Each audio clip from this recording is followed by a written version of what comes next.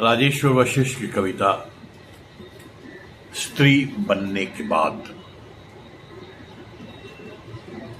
जैसे जूझता है दिया हवा के झोंकों से, और किसान लड़ता है टिड्डियों के हमले से, बच्चा निपटाना चाहता है अपना होमवर्क, सूरज तैरता है बादलों की नदी में, उम्र के इस पड़ाव पर स्त्री जूझती है अपने ही शरीर से। उसे बार बार होता है कमर दर्द, नहीं ठहरती आंखों में नींद, थका थका सा रहता है उसका शरीर, दुखते हैं पांव के तलवे और खिन्न सा रहता है मन।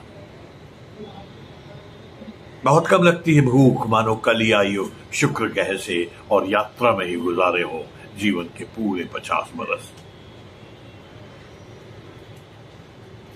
कोई नहीं पूछता उसके माइग्रेन का हाल, स्पॉन्डिलाइटिस से जूझते हुए भी वो करती है किचन के सारे काम। उसे फिक्र रहती है बेटे की भूख की, पति के इस्त्री किए हुए कपड़ों को अलमारी से निकाल कर लटकाती है इस तरह के नहाने के बाद जरा भी न पड़े खोजने।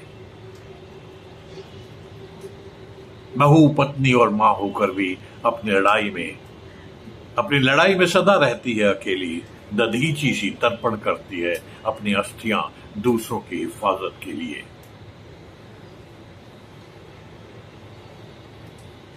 उसकी छाती पर तमगों सी सजी रहती है ये सभी सम्मान सूचक संज्ञाएं।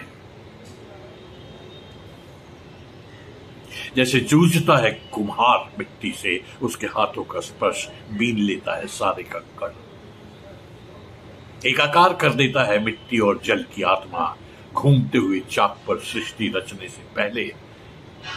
वैसे ही हर रोज दर्द और पीड़ाओं को मुस्कुराहट की छीनी थैली में समेट औरों का जीवन चलाने के लिए निर्बाध स्त्री जूझती है अपने ही शरीर से।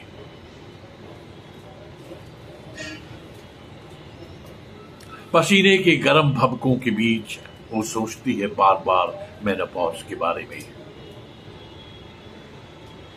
कांप जाता है शरीर और मन। परिवार देखता रहता है कोई डेली शो, और विलीन हो जाती है स्त्री दूध में चीनी की तरह। धन्यवाद।